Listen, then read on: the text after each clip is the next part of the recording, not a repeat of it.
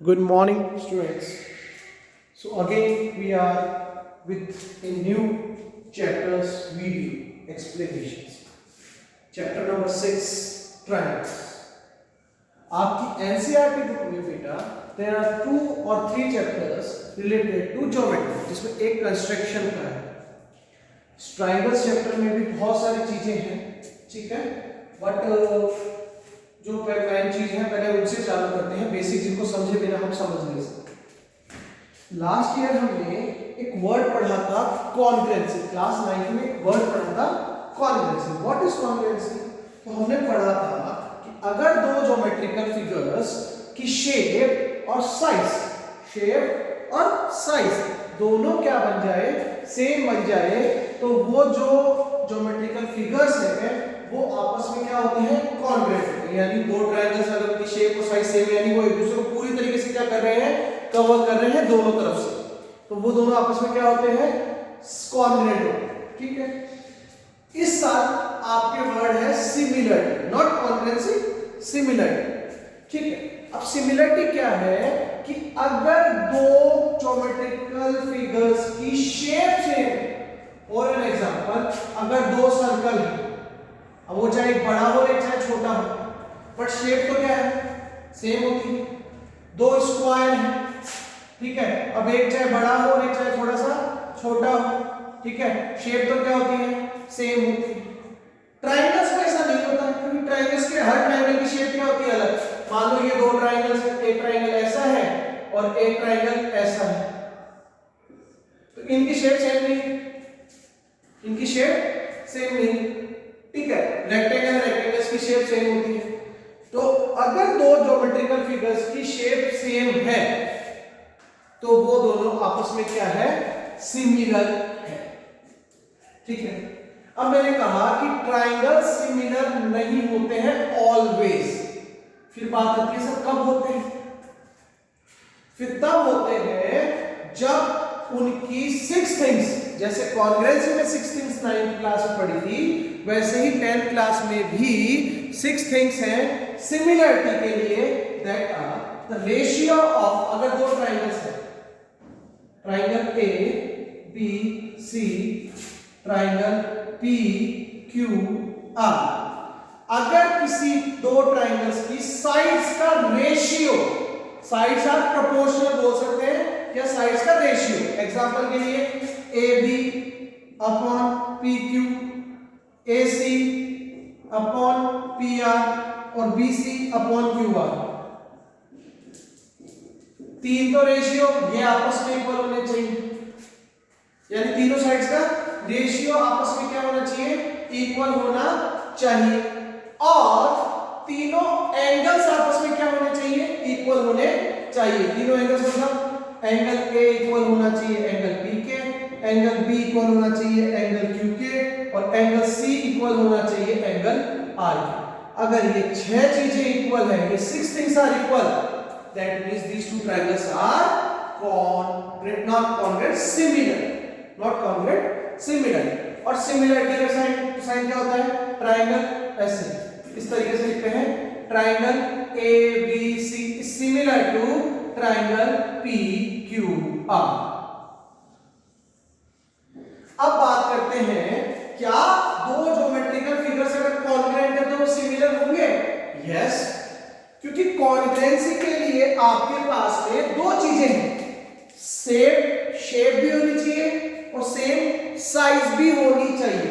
But similarity के लिए केवल क्या होनी चाहिए, शेप और जो शेप है वो क्या होनी चाहिए, सेम होनी चाहिए. राइट. तो यहाँ पे अगर कॉन्ग्रुएंट है तो शेप और साइज दोनों सेम है, मतलब सिर्फ शेप चाहिए. तो two congruent figures are always similar. Two congruent figures are always similar. Clear? ठीक है. अब आती है ये 9th क्लास में हमने एक टॉपिक पढ़ा था, जो हमारे नेक्स्ट, जो हम स्टार्ट करेंगे इस चैप्टर को, जिस थ्योरम से स्टार्ट करेंगे उस थ्योरम में काम आएगा. तो हमने पढ़ा था कि अगर दो पैरेलल लाइंस के बीच में सेम बेस पर दो ट्रायंगल बन रहे हैं, ठीक है, जैसे एक तो बन रहा है ट्रायंगल ए बी सी और एक ए बी डी. अगर दो triangles same base and between same parallel lines बन रहे हैं उनका एरिया क्या होता है, सेम होता है। उनका एरिया क्या होता है, सेम होता है। ये हमने 9th क्लास में पढ़ा था कि triangle, if two triangles are on same base and between the same parallel lines the area of the triangles are equal। तो यहाँ देख लो कि ट्रायंगल ABC एंड ABD ये दोनों सेम बेस AB पे बन रहे हैं और बिटवीन सेम पैरेलल लाइंस। मान लो ये लाइन L और ये एंड है, ठीक है। अगर ये दोनों पैरेलल है, ये दोनों पैरेलल है, if N is parallel to M, ठीक है, तो ये दोनों same base and between same parallel line बन रहे हैं, तो इनका एरिया क्या होता है, इक्वल होता है। ये आपकी थ्योरम 1 में काम आएगा स्टेटमेंट। और थ्योरम 1 आपकी है ये। इस थ्योरम के अकॉर्डिंग पहले इस थ्योरम का नाम बीपीटी या थेरेस थ्योरम के नाम से जानी जाती है। थ्योरम बीपीटी मतलब बेसिक प्रोपोर्शनलिटी थ्योरम। ये थ्योरम क्या कहती है कि if a line parallel to one side of a triangle, यानी आपके पास में एक ट्रायंगल है, इसको ढंग से समझ लेना, उसकी किसी भी एक साइड के पैरेलल आपने क्या खींची, कोई लाइन खींची, मैंने इसके पैरेलल ये लाइन खींची, ट्रायंगल का नाम ले लिया मैंने ए बी सी और डी ई, ठीक है। तो गिवन में एक तरीके से क्या हो गया कि ट्रायंगल एबीसी में बीसी के पैरेलल है डीई, ये गिवन हो गया। हमें प्रूफ क्या करना है कि प्रूफ ये करना है कि if a line parallel to one side of the triangle intersecting the other two side, ये डी और ई पे इंटरसेक्ट कर रही है, then it divides the two side, जो ये दो साइड्स है वो डिवाइड कर रही है, एडी और बीडी और एई और ईसी में, divide the two sides in the same ratio, यानी इनका रेशियो क्या होगा, सेम होगा। हमें ये प्रूफ करना है कि एडी का रेशियो बीडी से इक्वल होगा एई का रेशियो ईसी से इक्वल होगा, यह हमें प्रूफ करना है। इसके लिए बेटा कंस्ट्रक्शन करेंगे, क्या करेंगे, कंस्ट्रक्शन। अब वो कंस्ट्रक्शन क्या है, joint BE joint CD, joint BD and CD, और डी पॉइंट से एसी पे एक परपेंडिकुलर डालेंगे, ऐसे ही ई पॉइंट से ए बी पे एक परपेंडिकुलर डालेंगे, जिनको हम नाम देंगे जी और एफ, ठीक है।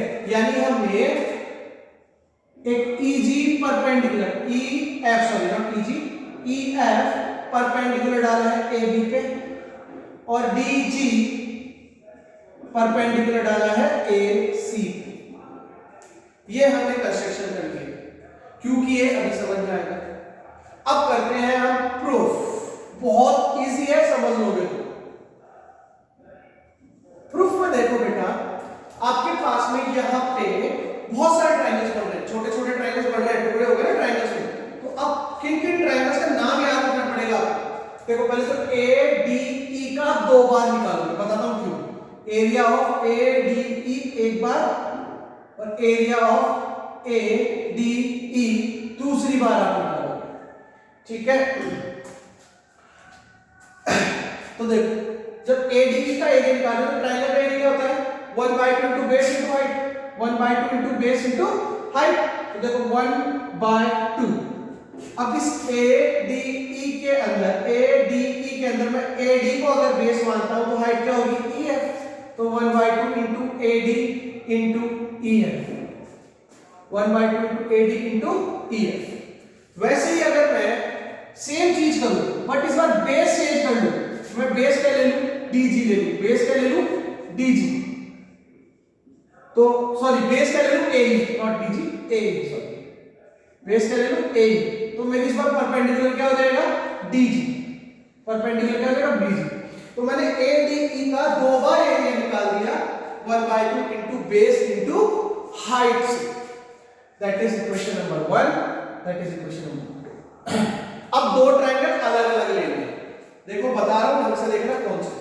देखो अब हमारे पास में AD AE तो आ चुका, AD और AE आ चुका, जो हमें रेशियो के लिए चाहिए AD और AE, BD और DC हो चाहिए। तो BD देखो ये रहा, तो ये किस ट्रायंगल का पार्ट आ रहा है, DEB का, DEB का पार्ट बन रहा है, नहीं DEB का, राइट राइट रॉन्ग, DEB का बन रहा है। तो अच्छा ये इसलिए ले रहा हूं क्योंकि D से परपेंडिकुलर डला हुआ है ऑलरेडी, ई से परपेंडिकुलर डला हुआ है। तो एक तो ले रहा हूं DEB यानी area of triangle BDE, DEB BED एक ही बात। और इधर देखो मुझे EC चाहिए, तो EC के लिए कौन सा है CDE, एक एरिया निकालूंगा मैं ट्रायंगल ऑफ CDE, वही 1/2 इंटू देखो BDE के लिए मैंने बेस ले लिया BD, बेस ले लिया BD। एक चीज हमने पहले ही क्लास में पढ़ी है कि मेरा ट्रायंगल ऐसे है सपोज, और मुझे इसको बेस लेना है, तो मेरा परपेंडिकुलर अंदर तो डल नहीं सकता, परपेंडिकुलर कहां डलता है बाहर की तरफ। तो ये वही केस है कि अगर आपने इसको बेस लिया है तो इसका परपेंडिकुलर कहां डल रहा है बाहर की तरफ, इस साइड को आगे प्रोड्यूस करने पर बढ़ रहा है। जब BD को आगे प्रोड्यूस किया तो DA बना, और ये EF उसी में क्या डल रहा है परपेंडिकुलर डल रहा है। तो जब बेस BD लिया तो हाइट क्या होगी EF, हाइट क्या होगी EF, इक्वेशन नंबर 3। ऐसे CDE के लिए 1/2 बेस अगर CE लोगे, बेस अगर CE लोगे तो हाइट क्या होगी DG, हाइट क्या होगी DG, इक्वेशन नंबर 4। अब जो प्रूफ करना है उस पे नजर मारोगे, उस पे देखो आप कि अगर ये प्रूफ है उस पे देखो AD और BD अपॉन में चाहिए, तो देखो AD और BD है, equation number 1 divided by equation number 3। ऐसे EF और EF और EF 1 और 3 ले लिया, DG और DG इक्वेशन नंबर 2 और 4। पहले इक्वेशन नंबर 1 और 3 को डिवाइड लगाते हैं। Area of ADE upon area of triangle BDE is equal to हो जाएगा 1/2 into AD into EF upon 1/2 into BD into EF। देखो 1/2 से 1/2 कट गया, EF से EF कट गया, तो क्या बच गया AD अपॉन BD। ऐसे इक्वेशन नंबर 2 के अपॉन में लगाएंगे इक्वेशन 4 को, इक्वेशन 2 डिवाइडेड बाय इक्वेशन 4, ठीक है। तो क्या बनेगा area of ADE upon area of CDE is equal to हो जाएगा आपका 1/2 into AE into DG upon 1/2 into CE into DG, 1/2 DG से DG, तो AE अपॉन CE। अब मुझे इन दोनों को इक्वल करना है, और इन दोनों को इक्वल करने के लिए मुझे ये दोनों इक्वल चाहिए, ये दोनों इक्वल चाहिए, बट ये दोनों भी इक्वल नहीं है, इनका न्यूमरेटर तो सेम है, डिनोमिनेटर सेम नहीं है। बट जब आप BDE और CDE पे नजर मारते हो तो they are on same base and between the same parallel lines, same base D और DE parallel to BC given है हमारे को, DE parallel to BC given है, तो ये बेस सेम बेस और सेम पैरेलल लाइंस पे हो गए ना। इसको इक्वेशन नंबर दे दो 5, इसको इक्वेशन नंबर दे दो 6। नाउ एरिया ऑफ BDE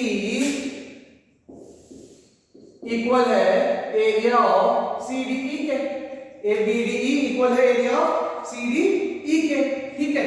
जब ये BDE और CDE आपस में इक्वल है, इसका मतलब क्या है, इसका मतलब है कि आपका ये LHS के इक्वल है, ठीक है। सो हम कह सकते हैं कि area of ADE upon area of BDE equal है area of ADE upon area of CDE के, राइट और रॉन्ग कह सकते हैं ना। ऊपर वाली चीज तो सेम थी, नीचे वाली चीज को हमने इक्वल लिख दिया, तो ये दोनों आपस में क्या होगा इक्वल। और यहाँ पे from 5 and 6, from equation 5 and 6 से हम क्या कर देंगे, इसकी वैल्यू रख देंगे। तो AD अपॉन BD की वैल्यू कितनी हो गई, AD अपॉन BD और AE अपॉन EC हो गई, इसकी वैल्यू C या EC बात हुई है। यही चीज हमें क्या करनी थी, प्रूफ करनी थी, यही चीज हमें क्या करनी थी, प्रूफ। एक छोटी सी प्रॉब्लम ये है कि कई बार आपको ऐसे दे देता है, इस चीज को समझना, ये चीज तो ऐसे कैसे आ गई, कई बार ऐसे पूछता तो सिंपल ऐसे, बट इनमें थोड़ा सा चेंज करके वो थ्योरम 2 बन जाती है, स्टेटमेंट सेम रहता है बट पार्ट्स की जगह पूरे टुकड़े को बोल देता है। कैसे देखो, ये BD और CE हटा देगा, BD और CE की जगह पूरी साइड ले लेगा, AB अपॉन AC, यानी इस टुकड़े का पूरी साइड से और इस टुकड़े का पूरी साइड से रेशियो क्या होगा, इक्वल होगा, ये बोल देगा। ठीक है, ठीक है। तो आपको कुछ नहीं करना, आपको कुछ नहीं करना। देखो आपको जो प्रूफ करना है उस वहां पे बस यहां तक तो सेम आना है, ये पूरा पोर्शन तो सेम रहेगा। यहां पे एक छोटी सा प्रोसेस और बढ़ जाएगा, क्योंकि हमें दोनों टुकड़े नहीं लिए, हमें एक पूरा लिया है। तो देखो एडी चाहिए ना, तो पहले रेसिप्रोकल कर दो, बीडी अपॉन एडी और सीई अपॉन ए। जो भी चीज आपको चाहिए वो डिनोमिनेटर में होनी चाहिए। देखो एडी और ए चाहिए, आपको बीडी और सीई को चेंज करना है एबी और एसी में। तो जिसको चेंज करना है उसको ऊपर लेना है, जिसको चेंज नहीं करना है वो नीचे आना चाहिए। ठीक है, तो मैंने एडी का रेसिप्रोकल कर दिया, उल्टा कर दिया, तो एडी का आ गया नीचे, ए का आ गया नीचे, दोनों साइड में 1 ऐड कर देना, addition of 1, addition of 1 both side में। ठीक है, क्या हो जाएगा, BD upon AD plus 1 equals to CE upon AE plus 1। दोनों साइड में सेम अमाउंट जोड़ने पर कोई फर्क नहीं पड़ता है। ठीक है, अब एलसीएम लूंगा तो एडी और ये बन जाएगा BD plus AD equals to इधर आ गया एई और इधर आ गया वही सीई प्लस एई। ठीक है, तो ऊपर तो बन जाएगा AB upon AD equals to AC upon AP. Sorry, वापस से उसका क्या कर दो, रेसिप्रोकल कर दो, वापस से उसी चीज का क्या कर दो, रेसिप्रोकल कर दो, तो आपको ये चीज प्रूफ होगी। अगर मान लो यहाँ पे एडी और एई को चेंज करता, उनकी जगह एबी और एसी देता, तो मैं रेसिप्रोकल नहीं करके सीधे ही 1 जोड़ देता। मुझे बीडी और सी चाहिए होता, तो बीडी और सी ऑलरेडी का है डिनोमिनेटर में, तो मैं उसकी जगह ऑलरेडी सीधे क्या कर देता, 1 ऐड कर देता, फिर ये अपने आप प्रूफ हो जाता। तो कुल मिला के आपको इस चीज को देखना है कि आपको क्या प्रूफ करना है, क्या चीज चाहिए। जो चीज चाहिए वो डिनोमिनेटर में लेके फिर ऐड करनी है। टुकड़ों का रेशियो तो सीधे सीधे हो जाएगा, यहाँ तो कोई दिक्कत ही नहीं है। लेकिन अगर एक टुकड़े को हटा के दूसरा पूरा पूरा ले ले, टुकड़े को हटा के पूरा ले ले, जो टुकड़ा चाहिए वो डिनोमिनेटर में लेना है, फिर 1 ऐड करना है। वो टुकड़ा डिनोमिनेटर में लेके फिर 1 ऐड करना है। तो ये आपकी बीपीटी थ्योरम है। आपके ये जो दो टुकड़े हैं ना, मैंने ये वाला हिस्सा और ये वाला हिस्सा अलग अलग करवा दिया है, दो थ्योरम्स बनती है अलग अलग है। ठीक है, स्टेटमेंट लगभग सेम ही रहता है, बस प्रूफ में ये चीज दे देता है अलग से। तो कुल मिला के बीपीटी थ्योरम का स्टेटमेंट क्या है वो समझ लीजिए। बीपीटी थ्योरम कहती है कि अगर, देखो इसका स्टेटमेंट समझना बहुत जरूरी है, क्वेश्चन में काम आएगा, कि अगर आपके पास एक ट्रायंगल है ए बी सी और एक लाइन डी ई पैरेलल है बीसी के, तो टुकड़ों का रेशियो यानी एडी अपॉन बीडी इक्वल होगा ए अपॉन ईसी के। टुकड़ों का नहीं तो एक टुकड़े का पूरे से, एक टुकड़े का पूरे से। ठीक है, या दूसरे टुकड़े का, यानी आप ऐसे भी कर सकते हो बीडी अपॉन ए बी और ईसी अपॉन एसी।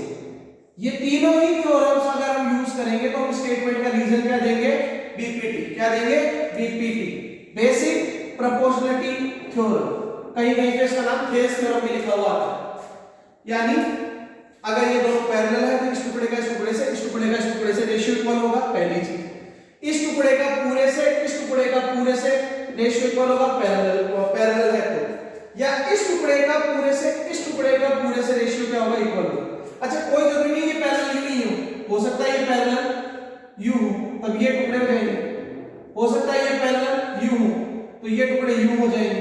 तो इसमें कंफ्यूज होने की जरूरत नहीं है, वो पैरेलल किसी भी साइड पे हो सकता है, बट जिन दो टुकड़ों, दो साइड्स के टुकड़े होंगे उन टुकड़ों के अकॉर्डिंग रेशियो इक्वल होगा।